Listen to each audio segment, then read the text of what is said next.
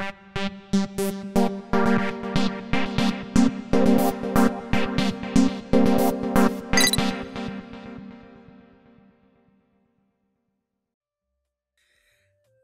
everyone, welcome to the Geek Corner. Yay! There might be a graphic here. There probably won't be. I don't know if I'll take the time to do it. Anyway, thank you guys so much for watching. This week it's the first week, so yes. This week I'm going to talk about Ready Player One, which is one of my favorite sci-fi novels of all time. And I'm going to talk about Falling Skies, which is a sci-fi show that I'm currently binge watching. So this show, The Geek Corner, is basically going to be me talking about what I love, all the things that I'm geeky about, sci-fi, fantasy, the movies and TV shows and books that are all in that genre. So yeah. So Ready Player One is one of my favorite sci-fi books. It's fairly new. It came out in 2011. It was written by Ernest Cline. And the story follows this young man, Wade Watts, who calls himself a gunter. And in Ready Player One, in the world that has been created, it's 2044, and everyone lives out their lives through the Oasis. So the Oasis is essentially a virtual reality game that allows people to live out their lives much in the way that they would if they were living it out in the real world. But it's 2044 and the real world is not that great. The creator of the Oasis, James Halliday, dies at the beginning of the book. And it opens with this PSA of James Halliday announcing his challenge to all of the Oasis users that whoever can find the 3 keys to the 3 gates and complete all the tasks will receive his entire fortune. His entire estate will go to the winner of this challenge. Who wouldn't jump at the chance to play a video game and all you have to do is find these Easter eggs and you win $9 billion plus whatever Halliday owned? That's a pretty sweet deal. So, like I mentioned earlier, Wade Watts is a gunter. Gunters are people dedicated to this challenge that James Halliday set forth. The reasons why I love this novel basically stem from my love for all things sci-fi, but like the more specific genre sect of sci-fi, cyberpunk.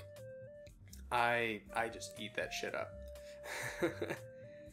So this is a lot like Gunters are essentially your hackers in cyberpunk genre.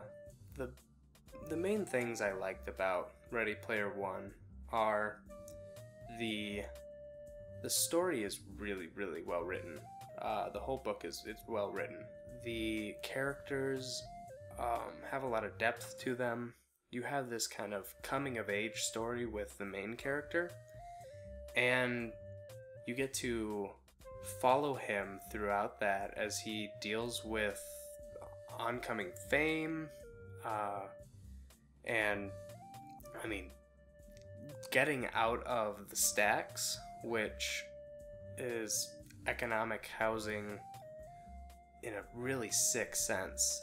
They basically take mobile homes and freight containers and other trailers and just stack them right on top of each other, way above safety limits, if I ever had to live where the main character lives, I would be scared shitless all the time because I have a huge fear of heights.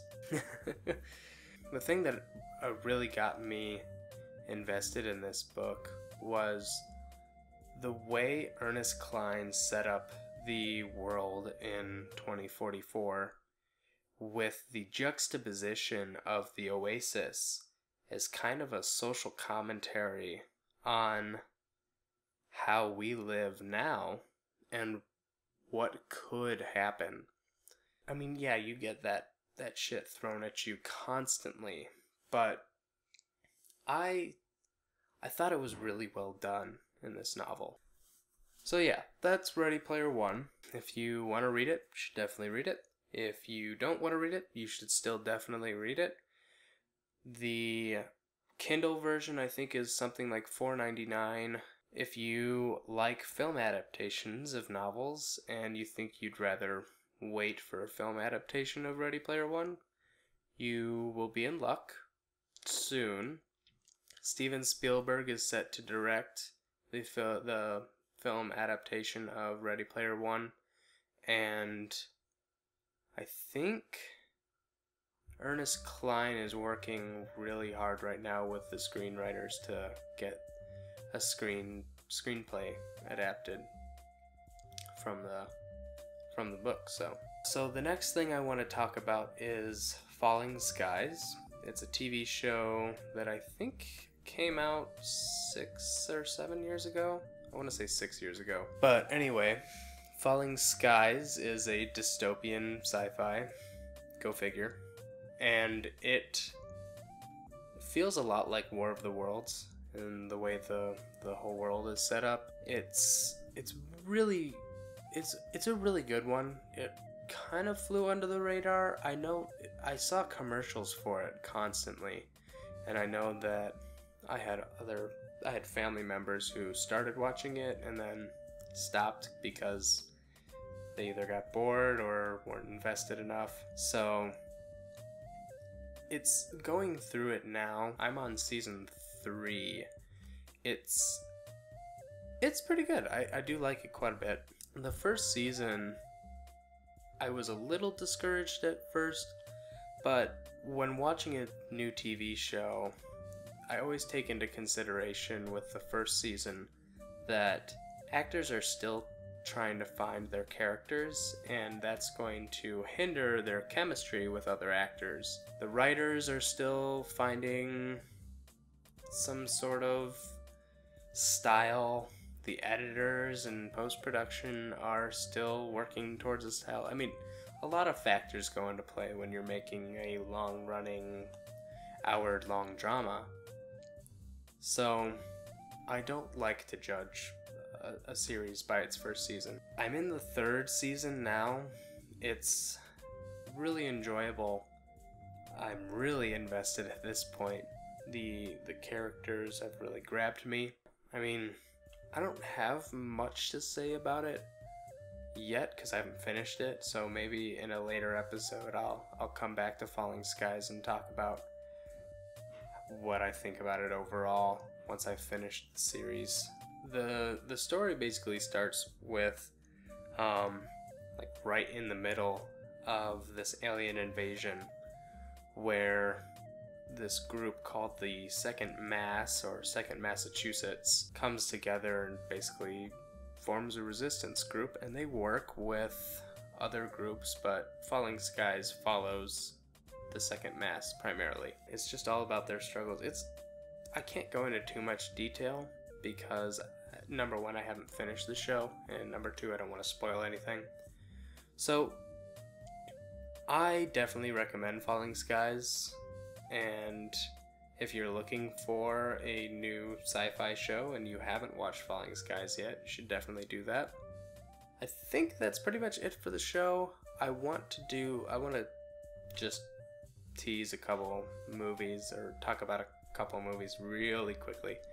I know Deadpool is filming right now. That's exciting. Daredevil is on Netflix. If you haven't watched it yet, you should definitely watch it. It's really good. Really well done.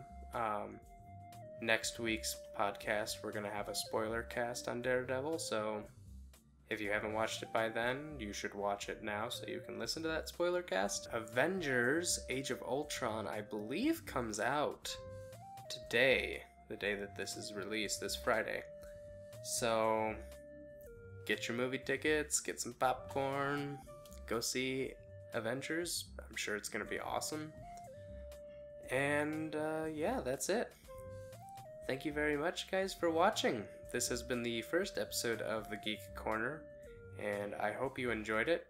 If you have anything you want me to talk about next week, throw it down in the comments section. You can throw that down in YouTube or on the website, depending on where you found this video. Tune in next week. We're gonna have there'll be a new podcast next week. There'll be a new episode of this, and who knows, maybe some other stuff coming your way. So thanks everyone for watching, and I'll come up with a catchphrase for the end of this. Bye.